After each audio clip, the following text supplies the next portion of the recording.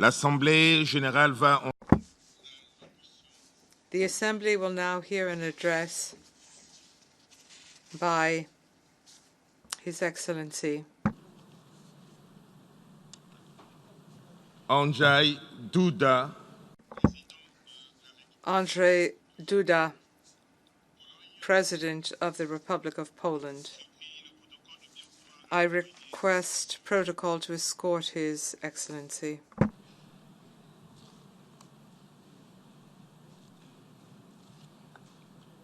au nom de l'Assemblée générale, On behalf of the General Assembly, I have the honor to welcome to the United Nations His Excellency Andrzej Duda, President of the Republic of Poland, and I invite him to address the Assembly.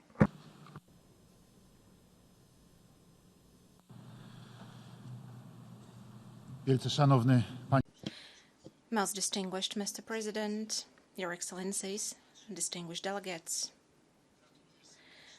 I warmly congratulate Mr. Dihani Mohammad Banda, the President of the 74th session of the UN General Assembly, on his election to this honorable position, and I would like to pledge Poland's full support for his mission. At the same time, I would like to thank warmly Ms. Maria Fernanda Espinosa Garces for her active work as the President of the General Assembly during the 73rd session. Mr. President, ladies and gentlemen, peace, environmental protection, and welfare. These are the three concepts on which I would like to center my message today.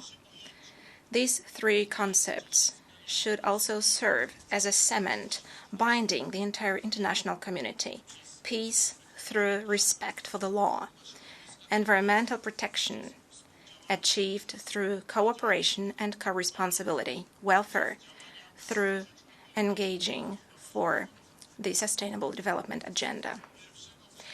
On September the 1st, we commemorated in Warsaw the 80th anniversary of the outbreak of World War II, the war that began with an attack on Poland by two totalitarian states and two criminal ideologies: German, Nazi, Hitlerism, and the Soviet, Stalinist communism. The Second World War, which violated the fundamental rights of nations and states to self-determination, claimed nearly 80 million victims worldwide, and it became a long-term trauma for millions more. This extremely painful historical experience has left its mark not only on international relations for decades to come, but has also greatly affected cultural and social consciousness, shaping both the ideas that we profess today and the goals we are setting and we are pursuing. What I would like to say now is to repeat what I said during the commemoration ceremony of the outbreak of World War II in Warsaw: that despite the progress of civilization, despite the terrible lesson today in the 21st century, there are still acts of incomprehensible barbarity perpetrated all over the world: ethnic cleansing, mass murders, and even genocide. Moreover,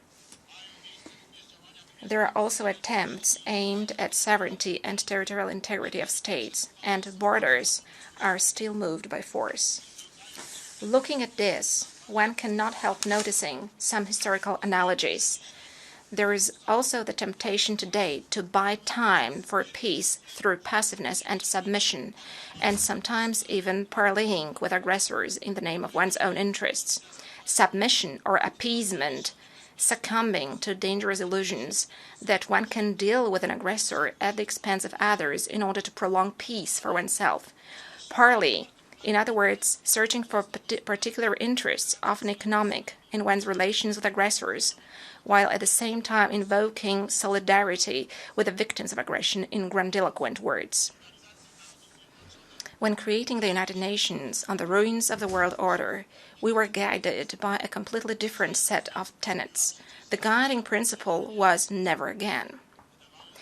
It would seem that apparently All of us have learned from the cruel lessons of World War II. Unfortunately, as recent years have shown, the same temptation to deal with the aggressor existed then as it does today. I firmly believe that it is high time to shake off the state of lethargy, learn from the past, and stop repeating the same mistakes. In this vein, as President of the Republic of Poland, I cannot fail to refer to the situation in our part of Europe. I want to make it clear once again that every country has an equal right to self-determination. Poland has been and will continue to be a champion of independence, sovereignty, and territorial integrity, both of Ukraine and Georgia. State borders must not be changed by force. Poland, so gravely affected as it was in the previous century, has a moral duty to speak out very clearly on this matter, and we are doing so. We are making efforts to ensure peace and justice in the name of peace and freedom, which is so dear to us. Ladies and gentlemen, this year we are ending the 2-year Polish membership in the UN Security Council, the experience which we regard as valuable and meaningful. It has emphasized the role of my country, which, as a founding member of the United Nations, considers itself an integral part of the great international system of cooperation between nations and states. It is primarily the common values, objectives, and legal norms that bind the system together. The last few years have unfortunately shown that international law is often challenged and disavowed today, while it is precisely international law that provides the basis for the implementation of principles such as sovereign equality of states, justice, responsibility, and security. The law is not only for the benefit of states, but for the benefit of humanity as a whole and for the benefit of each individual. A violation of its norms must produce consequences, and individuals responsible for such a breach must be held accountable. It was in this spirit, during last year's monthly presidency of the Security Council, that Poland organized a high-level debate on the strengthening and upholding international law in the context of maintaining peace and security, which I chaired as President of the Republic of Poland. I would like to make it very clear that international law is the strongest tool in the hands of civilized nations, ensuring long-term peace. Peace through law. There can be no peace without the law. Ladies and gentlemen, distinguished delegates. Poland tragically experienced in its history by acts of aggression from other countries, genocide, and war crimes, will always unalterably be on the side of the law and on the side of the victims of violence.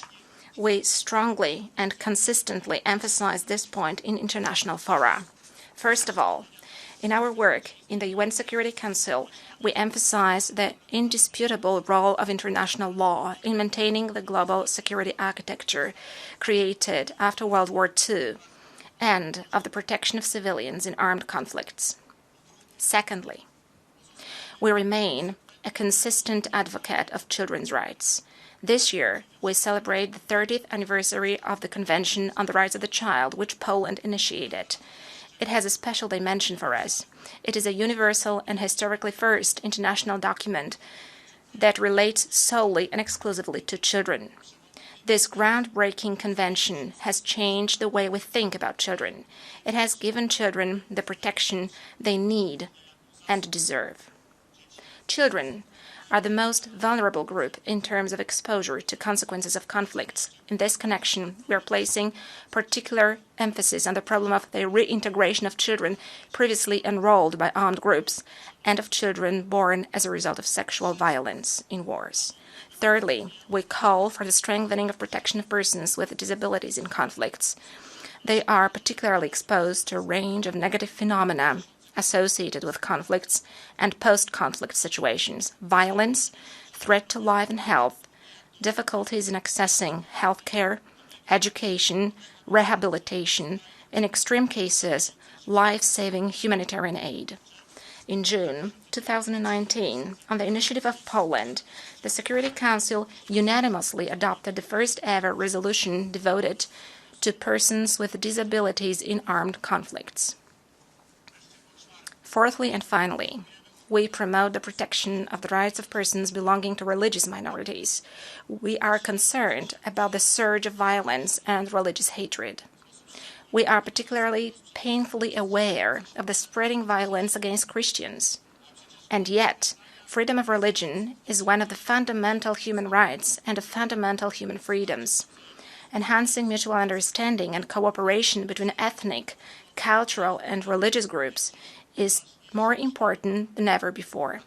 That is why, for several years now, Poland has been calling for an increased engagement of international organizations to promote full respect for the rights of religious minorities and to ensure freedom of religion and belief. A living testimony to the Polish commitment to the cause is the fact that this year the United Nations General Assembly decided to designate the 22nd of August as the International Day commemorating the victims of acts of violence based on religion or belief. Ladies and gentlemen, today, as President of the Republic of Poland, I would like not only to take stock of Poland's achievements in the field of promoting peace in the world, but also to emphasize our contribution to solving the second key challenge of the contemporary world, which is care for natural environment. We will soon be handing over to Chile the presidency of the United Nations Framework Convention on Climate Change. Our term in office has produced a significant contribution to global climate policy. At the COP24 conference organized in Katowice, the Katowice Rulebook was adopted. The COP24 climate conference was meant to provide a handbook, a manual on how the Paris Agreement should be implemented. And that is what we have achieved. Therefore, I would like at this point to thank all political leaders for their personal commitment, their presence in our meetings, both at the COP24 Leaders Summit and also in the closing stretch of the negotiations in Katowice. Thanks to the Katowice Climate Package, the world has a set of guidelines available to take actions and to operationalize the Paris Agreement. I realize that many of us believe that more needs to be done to protect the environment, that our ambitions should be greater.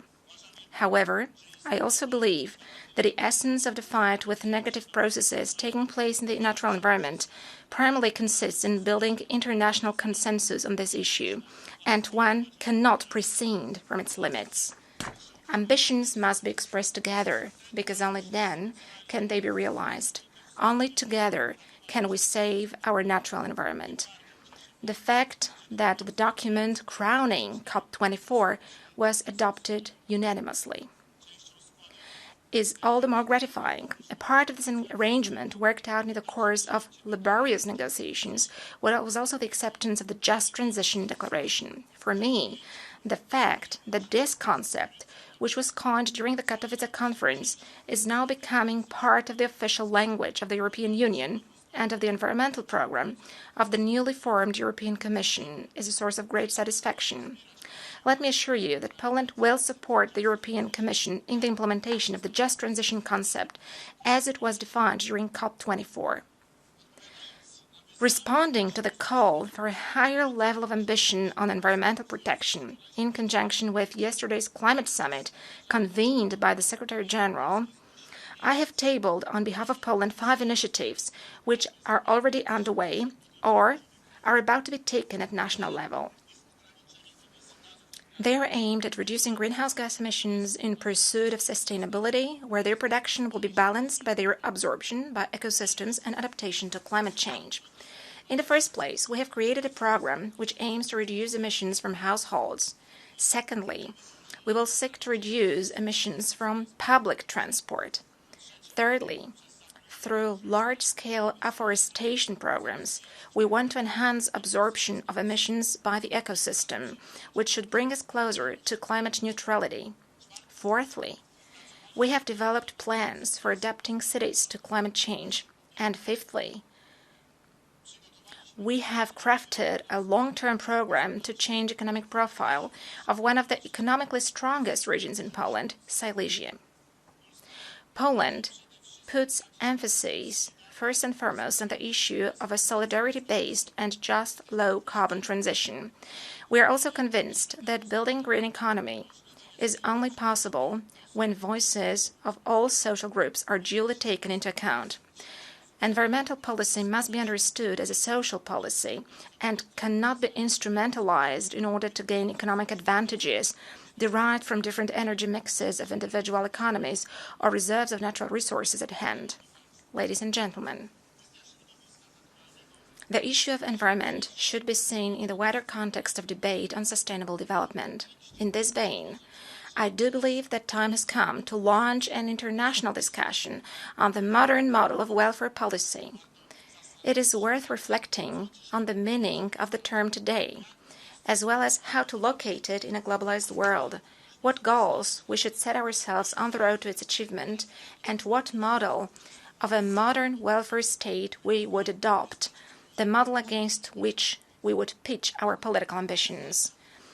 In Poland, we have now started such a debate, which is facilitated by the dynamic development of the country's economy and extensive social aid programs implemented by the Polish authorities.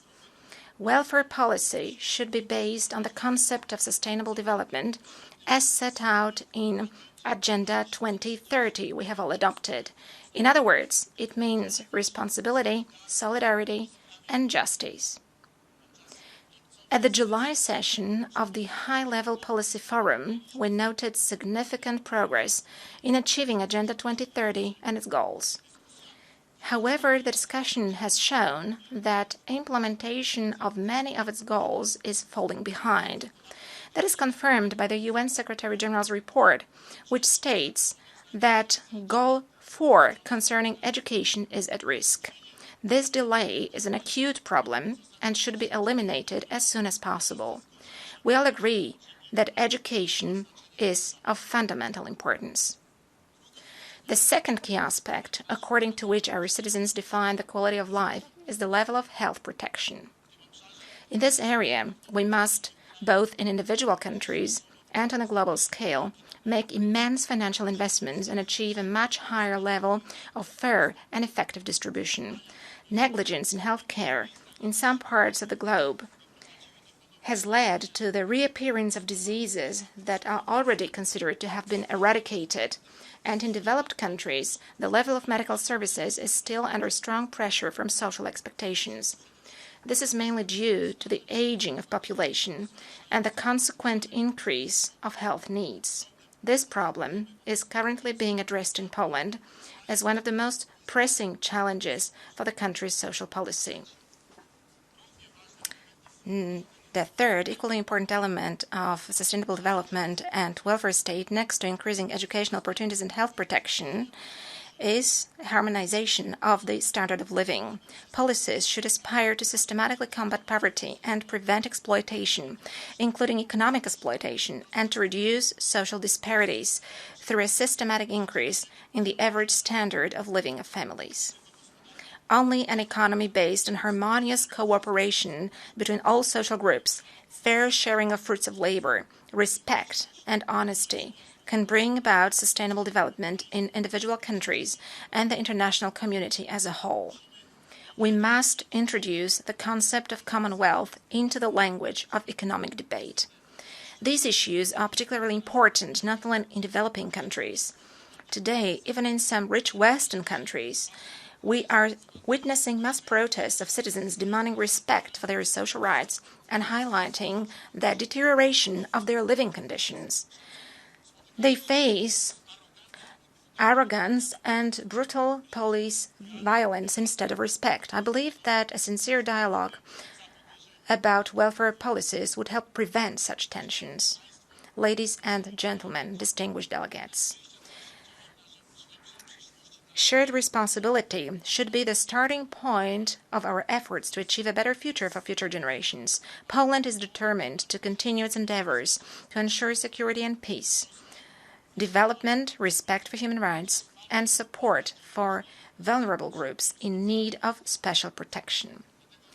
I would therefore like to take this opportunity to call for the promotion of peace through law, care for natural environment through shared responsibility, and engagement for welfare policy through sustainable development.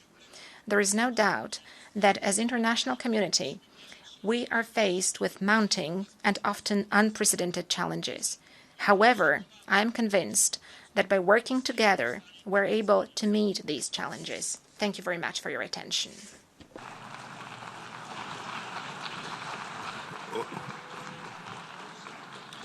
Au nom de On behalf of the General Assembly, I wish to thank the President of the Republic of Poland for the statement just made. May I request representatives to remain seated while we greet the head of state.